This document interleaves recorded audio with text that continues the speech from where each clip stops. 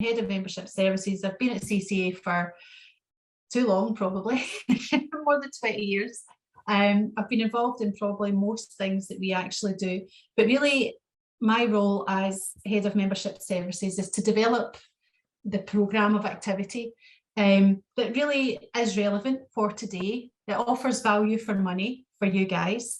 It's collaborative, because I think through all the services and products that we offer, it's about collaboration. It's about bringing people together and trying to share and improve best practice. But most importantly, all of the services that we offer are there to meet the needs of you guys, you members. They need to reflect your issues and offer you opportunities and ideas to help, you know, resolve some of the issues and the day-to-day challenges that you guys are going through. So that's really my job. It's about trying to make sure that that programme is fit for purpose. So the next slide I've got here is just a very short 30-second video, and it's a recap of what we do. So I'm going to play that because Katie created this the other day for us. Here we go.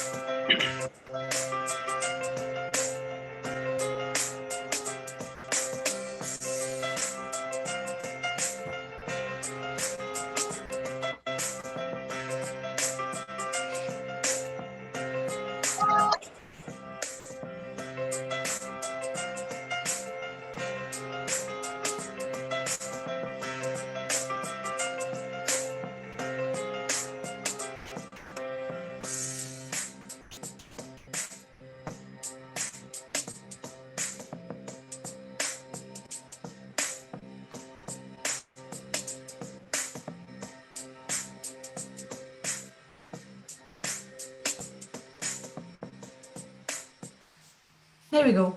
So I guess that sets out the agenda. That's what we want to talk about today. We want to run through all of those services. And as I said, just take comment or feedback as we go through. Katie's on a session today, so if you want to use chat or whatever, she's there to answer any questions that way as well. So I'll just go back to probably pre-pandemic, over the last couple of years. Everybody, like you guys, have had to transform how you deliver services, and that's the same for us. And before the pandemic hit, typically we would just work throughout the course of the year on bringing people together. We would do a range of site visits, we would have conferences, we would have round tables, networking dinners, all that sort of stuff. But that obviously came to a halt when we were all put into lockdown. But very quickly we moved to Zoom, and Zoom has been our friend, I have to say, over the last 2 years. And actually, I think whilst we are making steps towards, you know, more face-to-face sessions, I think there is still a really valid place for Zoom in our network. I think the opportunities to bring more of your team into sessions is really proving quite valuable to a lot of organisations, and it's something that you should be mindful of. Your membership is not just for you, it's for your wider team, and you can involve as many people as you want to when we are doing those virtual sessions. We are making a return to in-person. We kicked that off in April with the Leaders Summit. Lots of you attended that. But instead of having a 2-day conference, which is what we would typically do, we split that into 2 separate conferences. So there's one in April, which kind of coincides with the Gala Dinner and the Excellence Awards.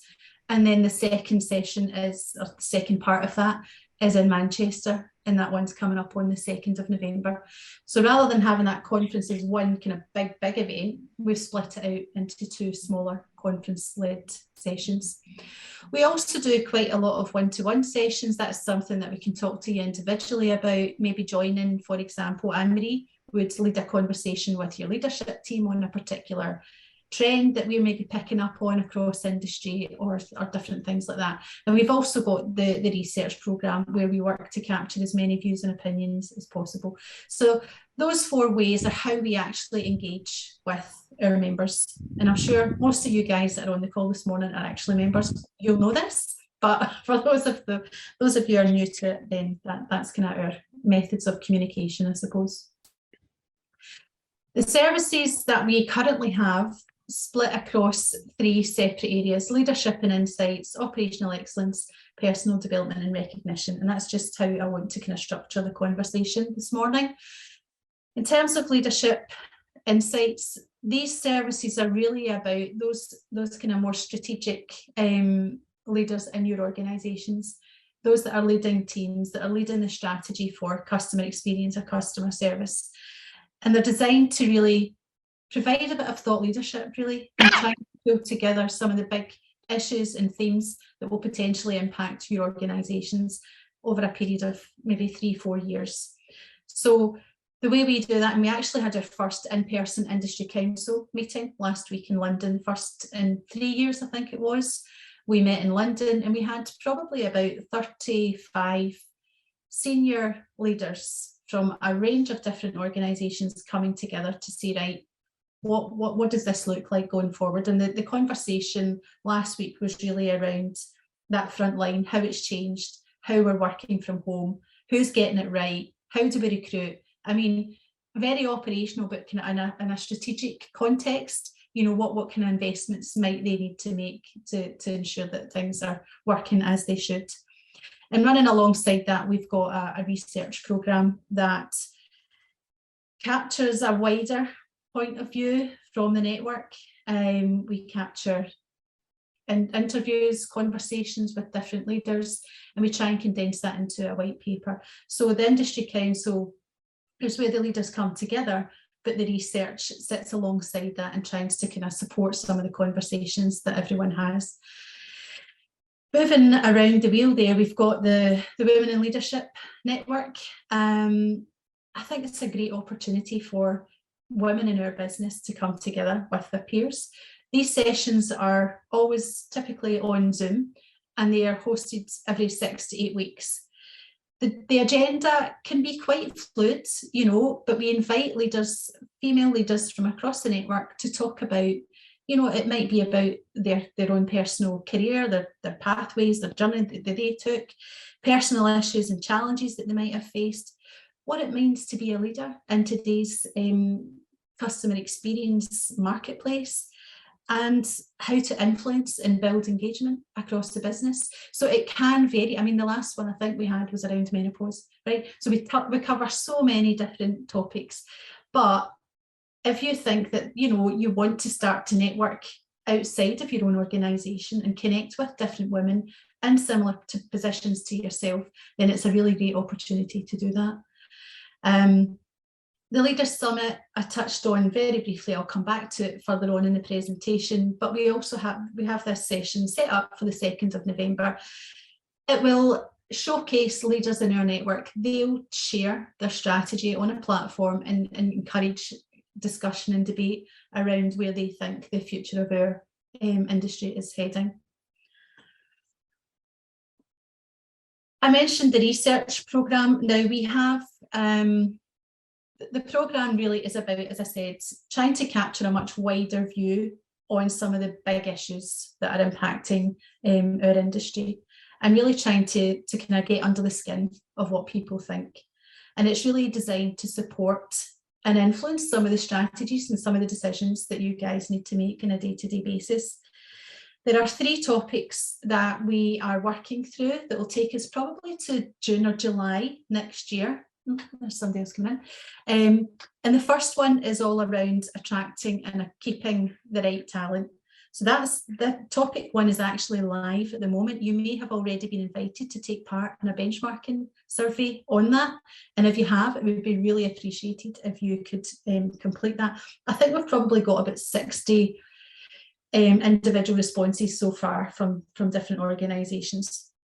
But in terms of that topic, most organisations in our network have or are still experiencing issues around attrition, absence, recruitment, onboarding, training, everything to do with that kind of people journey, bringing people and talent into the business, but also seeing that talent leave. There's just so many issues around it. And regardless, actually currently, regardless of the topic of the forum or the round table that we're hosting, we always seem to go back to that. It's such a big issue. It's a lot of money involved as well. But what we plan to do with this project and this topic is to benchmark what's changing. How are organisations addressing the challenges? Who's kind of got something that's actually working? But what also needs to change by way of a colleague proposition? Are we actually hitting the market in the right way? You know, we talk about a lot of the kind of mundane day-to-day calls being automated, which therefore leaves more complex calls and more complex conversations coming into the organisation. So are we prepared for that? Are our colleagues prepared for that? So that's kind of where we're heading with topic 1. For each of these topics, we'll have the benchmark, we'll have the interviews, but we pull all of that together and we produce a white paper. So you can then get that as a member. You'll have a copy of that white paper, which you can then share across your team or your business. Topic 2 is all around the future of customer experience, right? So I think we would all agree that customer expectations have kind of fallen away over the last couple of years. I don't think that's sustainable. You know, people will start to demand improvements and all that sort of stuff. And so things are going to change over the course of the next few months. So how do we actually build back the trust and the confidence that we've potentially lost over the last 12, 24 months? But we'll also start to look at how we measure customer experience. We've had a few conversations about that already. And there is a kind of feeling that, you know, the metrics that we use perhaps aren't quite fit for purpose. So do we need to actually revisit that? And what does that actually look like? How are other organisations responding to that? And then the final one is all around culture and leadership. So I think most organisations are working in a kind of a hybrid format. That seems to be the kind of most popular new way of working, although as a team, we don't like the word hybrid because it makes you sound like robots, but we don't know what the new replacement word could be. But we are all working differently. There's a mix of home, mix of in the office. So I think with topic 3, it's do we have the best leadership and skills in place to support that? So when we're working with kind of dispersed teams, how does that impact culture? What does that look like? What sort of communication styles and methods do we need to embrace, you know, to make sure that everybody feels part of a team, regardless of where they're actually working from? So there's a big piece there around and also leadership in the front line. So we had a session, as I mentioned, with the Industry Council last week, and we had a guest speaker from Gallup. And one of the questions that he posed to everybody in the room was, does everyone in your organisation deserve a good leader? And I just think it really landed with me. You know, the obvious answer is yes.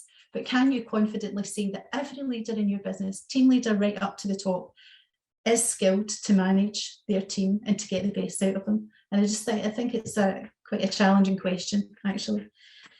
So we'll get a lot out of this programme, and I can only encourage you guys to take part and get involved in it.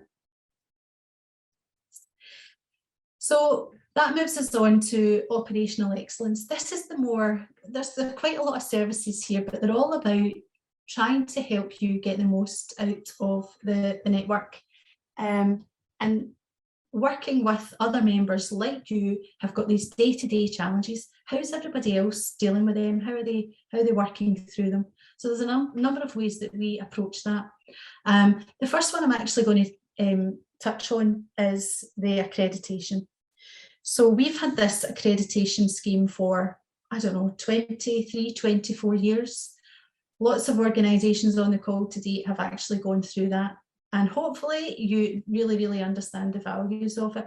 We're about to launch version 8 come October. Some of you guys have already seen a kind of preview of that. If anybody else is interested, drop me an email, happy to share it with you.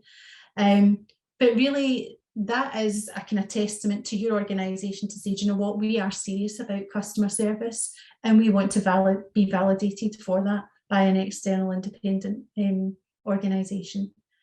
So I've actually got Nia, here's your first clip coming up. Nia Wales is one of our long-standing members, and she's a big fan of accreditation, and we invited her just to say a few words about what it means to her and her team. Here we go, Nia. Hi, I'm Nia Wales from Legal & General. We started our journey with CCA back in 2017. We wanted to be able to demonstrate to our customers that we were providing great customer service and that it met recognised standards. We looked at a couple of options, but CCA was the obvious choice. Its accreditation programme is written by industry experts, and the annual assessment process is that formal mechanism which ensures that we are doing what we say we are doing. The standard gives us a structure and a framework for us to work within, and it always helps us demonstrate to CCA, our partners, our key stakeholders, and most importantly, our customers, how we deliver our service strategy through our people. We always get great value from spending time with the assessor during the accreditation, because not only are they assessing us, but they also take the opportunity to share with us insights from other centres, which in turn helps us generate ideas or steal them to continually evolve our approach. And I think that's the way you finished that there, Nia. I mean, steal ideas. Now, you don't steal them, but I think what you're saying there is that, do you know, there's a real willingness and openness to share across the CCA network. And I think that's something that we're really proud of. And I think it's what makes CCA work, actually, is the people that is attracted to these different projects or these different services, and the willingness just to open up and have that kind of continuous improvement mindset, not just for their own organisation, for the wider industry. So some of the other services that I should have paused there. Does anybody get any questions? Does anybody want to ask anything before I just kind of rattle on again? Fed up listening to my voice. But if anyone, no, nothing to come through. Okay, I'll keep going. So I'll work my way around the wheel. Best practice forum. This was one of the big changes that we made when we first went into lockdown. On the first Tuesday of every month at 11 o'clock, we'll hold a member forum. And the topics, the agenda, anything that we discuss comes through from CCA members. So we'll have a conversation one month with somebody and they'll say, you know, I'm really struggling with whatever. Say, well, why don't we table that on the forum? You come along, present what the issue is, and we'll facilitate a conversation with other members. Now, typically we'll get 40, 50, 60 organisations joining those calls, but they're all joining that call because they want to hear about that particular topic or that particular issue. So the best practice, the ideas, the connections that you can make through that forum, I think are really powerful. So, and again, because it's on Zoom, as I mentioned earlier, involve as many as your team as you can. Even use some of these services for development opportunities for, you know, maybe aspiring team managers or whatever it might be. So use them in kind of a multitude of ways. The Friday Coffee Club is a more informal, relaxed session. Sometimes there's an agenda, sometimes there isn't, but it's your opportunity to say, listen, can I talk about this today? We don't always get the chance to just meet up with people these days. And really that was the kind of idea behind the coffee club. It's just have a relaxed, bring a coffee and a chat, and we'll see where it goes. So that's on the second Friday of every month. And again, has been really quite useful for a lot of members. Benchmarking Club is something that we are introducing. So we very often get asked for, can you send me benchmarks on X, Y, or Z? And yes, we've got reports that we can refer to, but real-time benchmarking is quite difficult to capture. So the plan is that we'll have a monthly topic, we'll put it out, short survey, maybe 3-4 questions, and then just feed that back out to the network. So that's something new for us. Roundtables and webinars, they happen regularly. On the Monday, 5 o'clock on every Monday, I think it is, Katie, keep me right with that one.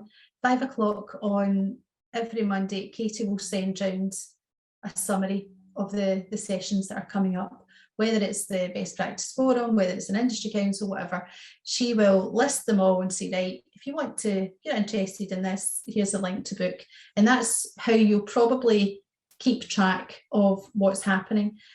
There seems to be a wee bit of an issue with some people with their mails going to their junk. At any point, if you go on to the What's On page on the website, you'll also get a full listing of all the sessions that are coming up. And centres of excellence. So this is how we kind of predominantly engaged with members prior to the pandemic. We would get organisations to host visits. So we're bringing that back, but not in the scale that we used to do. We'd probably do one a month, but we'll probably do one a quarter. And it's an opportunity to showcase excellence. So accredited members, award winners, whatever it might be, we'll ask them to open their doors, invite CCA members to come along, listen to what they do, but listen to others within the network as well, and just have that opportunity to share best practice and to network. The first organisation to do that in 2023 is Scottish Widows. So they're hosting a session in Edinburgh, and I think the agenda for that day will focus on diversity and inclusion. Okay, so there's a session coming up there that we will get. We've not confirmed the date, but it will be confirmed super soon. And another clip for you. This is Richard from NatWest. They won Team of the Year last year, but this is a clip that we took from Richard for something else. But I just think it's a nice way of demonstrating how we can share best practice. Richard joined a session to talk about their award win, about their team Own It, and it's just an extract from his conversation. Yeah, do you know what? Winning the award, a fantastic achievement for myself, the whole team that was involved in it, and NatWest as well. It was a validation for me of all the fantastic transformational work that we've been doing for a while. We had done so much in terms of the staff that we had chosen to be part of this team and the reasons behind it. And I suppose it really kicked off during the global pandemic, where we knew that we had to do something different for customers. And there was a lot of them that couldn't get out of their houses, they couldn't get to branch, they couldn't follow the normal processes that we had in place. And we quickly had to do something different and do the right thing for the customer, given their situation. So we put together a team called the Own It team.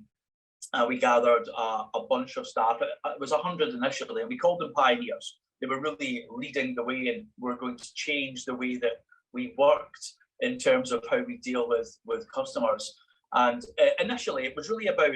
It was about stopping customers having to go to the branch. Do you know what? Some of our branches, their opening times have been changed because of the pandemic, and loads of customers couldn't even get to the branch because they weren't allowed to leave the house. They were shielding and they were vulnerable. And you know what? There was loads of different reasons. So we knew that we had to do something different. So we chose the most customer-focused, passionate, enthusiastic individuals in our business that we believed would be able to help any customer, given any situation. There we go. So it was just to try and, just demonstrate that whole openness that exists within our network. And I think, Richard, that extract from him just did that. So the final sort of section here is around personal development and recognition. And this is where we've got some kind of bespoke training programs, I guess, and recognition programs to support some of your teams. So Inspire, the team leader development, this is a program that's been running probably for about 4 years now, really successfully, but trying to engage team managers, team leaders in your business, and not re-educate them, but emphasize the skills that are required to manage these teams that are maybe dispersed in hybrid environments. How do they keep that engagement going? How do they make sure that the quality of the service that they're providing to customers is at a level? So the next intake for that is in March. There's a programme underway at the moment. We take 2 intakes, September and in March each year, if you're interested in that. Katie manages that programme, so she's your woman if you need any information. We also have, for the first time, this Mental Health and Resilience Forum. So for anybody that was at the Leaders Summit in April, we had a presentation from a guy called Chris White. Chris is a hostage negotiator. And, you might think, why on earth are we working with hostage negotiators? But when you actually kind of break that down a bit, what do? They are faced with really challenging situations and trying to talk people out of, really difficult, complex situations. So from that perspective, our frontline are doing something very similar. So we wanted to try and build something with Chris that could be applicable to frontline customer service teams. So we're running the first session for that. It's a workshop on the 17th of November, something like 18th. that. 18th, right? I was close. 18th of November. So again, if anyone's interested in that, Katie's your person. And we've also got the Excellence Awards. They've been running for, 20 years, something like that.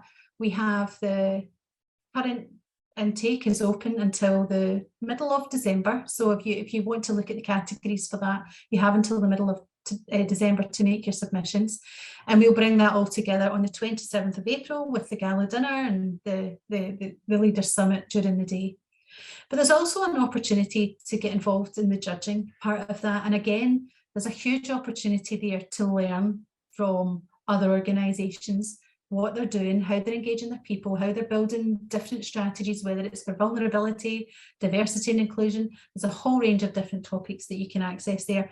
But if you are interested in actually, taking part and seeing firsthand how organisations are approaching some of these big issues, then becoming a judge is a good way of doing that. Right, my screen's frozen. Okay. There we go. So I mentioned the Leaders Summit in Manchester. All of our members receive a free allocation. So you will have tickets. We don't charge for it unless you kind of want to send multiple people. I would recommend that you book now. We've got some amazing presentations. We've got the MD of Vulnerable Customer from Barclays presentation. We've got the Chief Executive of NHS Business Services.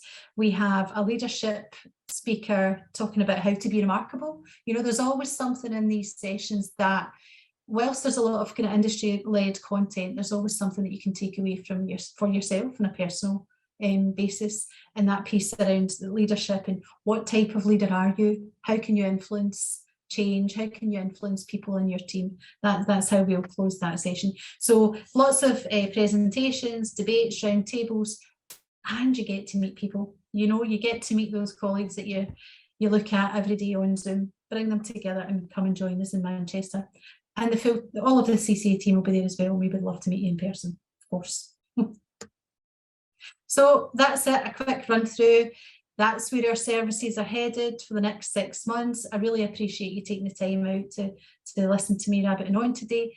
If anybody wants a chat about anything that we've discussed, please just get in touch. My details are on screen, but Katie's also online. She's happy to have a conversation with anybody as well, and anything that you're interested in.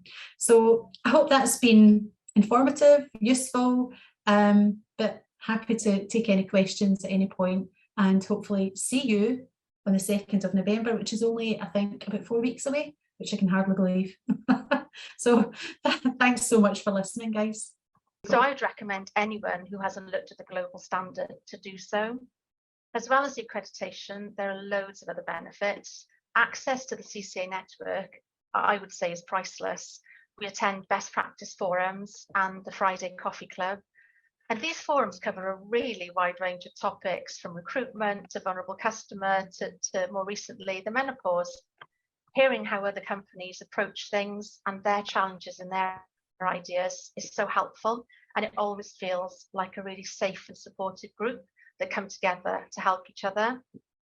We also regularly buddy up with members of the network where we want to focus in on something.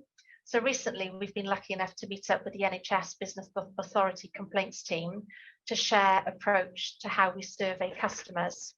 And we've also met with the team in Halifax who look after vulnerable customers. And that was absolutely fantastic to share ideas.